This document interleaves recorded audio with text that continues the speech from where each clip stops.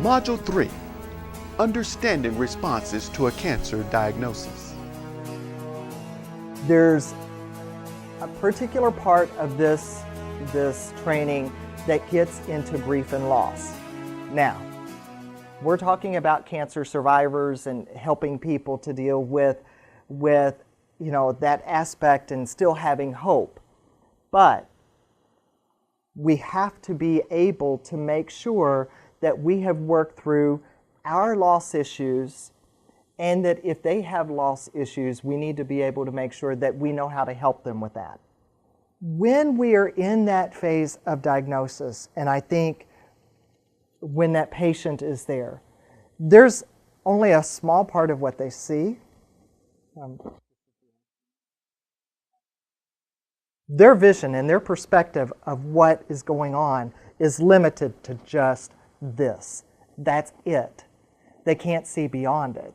Now, when they get to a point where they get to some of the acceptance and everything else, they can see a little bit bigger. Now, our role as helpers is to help them not just get to this point, but to be able to get this point and step out of it so they can see their situation from a different point of view. Because once you're in this point and you're trying to make decisions, all of your decisions are going to be within this ball. We need to help people step out of it so they can see all of their options for treatment and all of the realities. So we have to go into our volunteering with that realistic perspective that a patient that we're getting connected with and attached to, the treatments may not work. We have to go into this work realizing that. And once we realize that, we can step back too and think of all the options to help make their life a quality life for the time that they have here on this earth. Whether it is only another 6 months, or whether it is another 6 years, or another 60 years. Time will heal it. Just give it time. Anybody heard that? Time heals all wounds. Just give it time. Does time really heal? No. Time does not heal, but it takes time for the work that we do to make the healing happen. The time has no healing value at all. It's what we do in that time that makes the healing happen. And that's true with physical cuts, it's true with emotional issues, it's true with loss. It's not the time that heals it, it's what we do with that time.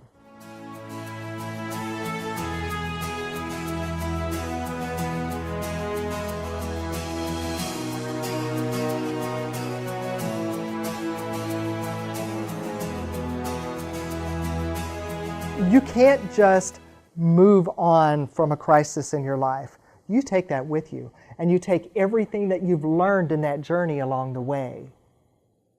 So you're not supposed to separate yourself from it. You try to bring it all together so you can still be congruent and true and honest with yourself, but also you've learned something in that process. When a person grieves, it doesn't affect just one area. So I need 5 volunteers to just come and stand here in a circle. Each of these 5 people on this board, one's going to represent the physical, one's going to represent the spiritual, the social, the cognitive, and emotional. Okay, that's our 5 areas that grief is going to affect us in. Now, let's say physical here. Ann, right? Mm-hmm. Okay, I want you all to stay where you're at, but physical, cancer diagnosis is a physical thing. So take 3 steps back. 4 steps back. Oh, take another one. Now, what's happening with you 4? You're being pulled. There's more of a strain. Okay, step back in. The explanation is If we have those 5 areas and it's all pulling on this, and one has a problem, it's going to put strain on all the other areas of that person's life. You cannot have a crisis in the physical realm without it affecting the emotional realm, or without it affecting your thought process and what you're thinking about. And it's going to affect your relationships. Healthy coping approaches. How can you encourage the people you'll need to support? There are obviously many forms of coping.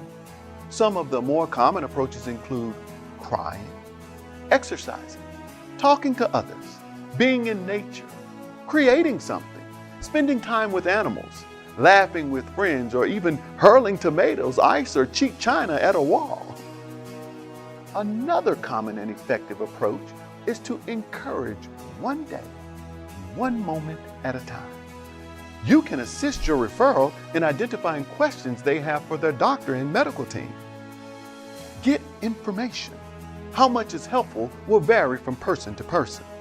What is most important is that the information gathered is accurate. You can share reputable resources for information and support.